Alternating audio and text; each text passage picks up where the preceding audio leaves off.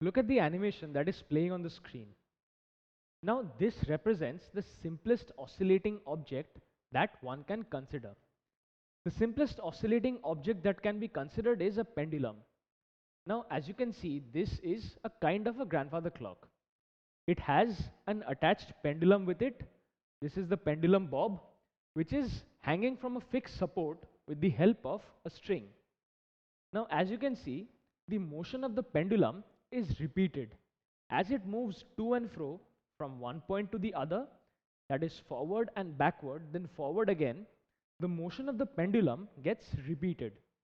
So obviously we can say that the pendulum is undergoing oscillations. Now while analyzing the motion of the pendulum, there are three important positions to consider. What are those positions? If you look at the animation closely, you will find that these three positions of the pendulum while oscillating have been highlighted. So let us discuss about these three particular positions that we need to consider while a pendulum is oscillating to and fro about a central point. So over here we have considered these three positions. Now these three positions have certain names. These two positions are known as extreme positions. That is the point where the pendulum swings and comes to a momentary or temporary stop. So after it reaches this position, it stops for a very brief period of time and starts swinging back again and reaches the other extreme position. Now in doing so, it crosses the mean position. The mean position of the pendulum is the position where the pendulum is when it is at rest. Or in other words, this is the equilibrium position of the pendulum. Now, there is a certain term known as amplitude that is very important in analyzing the motion of any oscillating object. Now, what is amplitude? Amplitude is the maximum displacement of the bob from mean position. So in this case, if this is the bob, the maximum displacement of the bob in this direction is till this point. So this is the amplitude of the pendulum. Likewise, this will be the same as this particular displacement. So this is also the amplitude of the pendulum.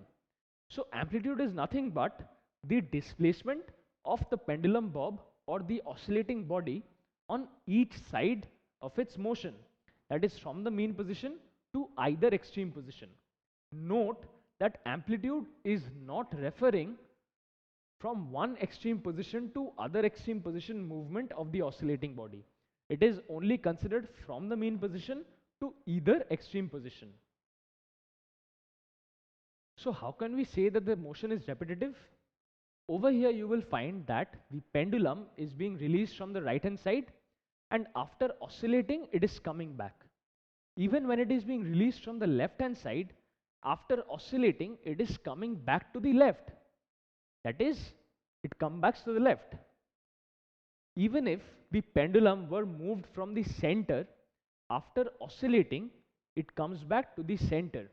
So we can say that this motion is being repeated. Now if you look closely, you will find that the pendulum starts from the center, moves to A, then again to B through the central position and comes back to the central position again.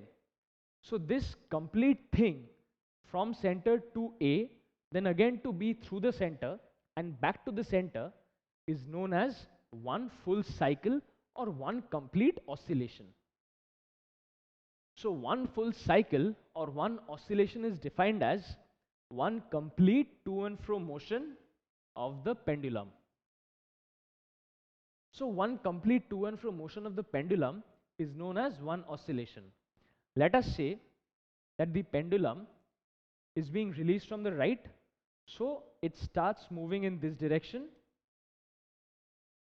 crosses the central position, moves to the other extreme, momentarily stops, and then comes back in this direction all the way to where it started from.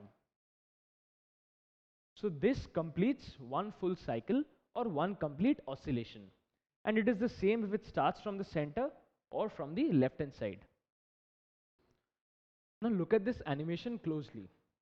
Over here you will find that one complete oscillation is being completed in 2 seconds, whether it starts from the right or left or the center. So again, if you analyze this, you will find that it starts from the right, moves to the left and goes back in 2 seconds. Similarly, it starts from the left, goes to the right and comes back in 2 seconds. Again, it starts from the center, moves to A, then to B and comes back in 2 seconds. This is known as the time period of the pendulum or of any oscillating body. Time period is nothing but the time taken by an oscillating body to complete one cycle of oscillation or one complete oscillation, and that is known as time period. Time period is denoted by T, and the SI unit of time period is seconds because it denotes time. Now over here, count the number of times that the pendulum completes its cycles in 1 second. 1, 2, 3. So it completes 3 cycles of oscillation in 1 second, as you can see from the timer. Let us count it again for verification.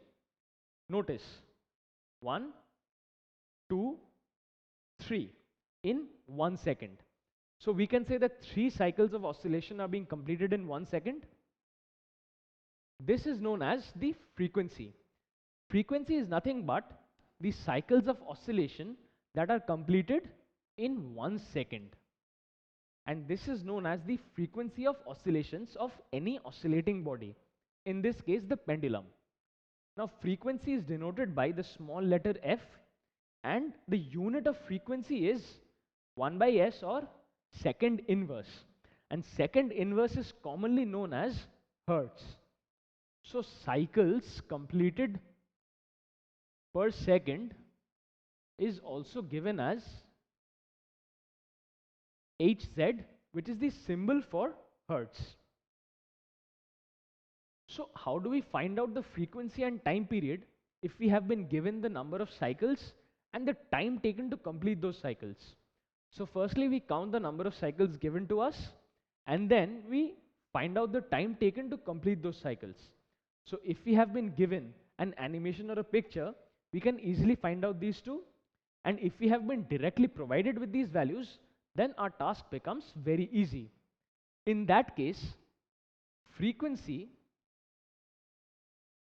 that is f, is given by the number of cycles completed in unit time, or in other words, it is number of cycles divided by time taken. So number of cycles by total time gives us the frequency. So let us say we have been given that 15 cycles are being completed in 3 seconds. So 15 cycles are being completed in 3 seconds.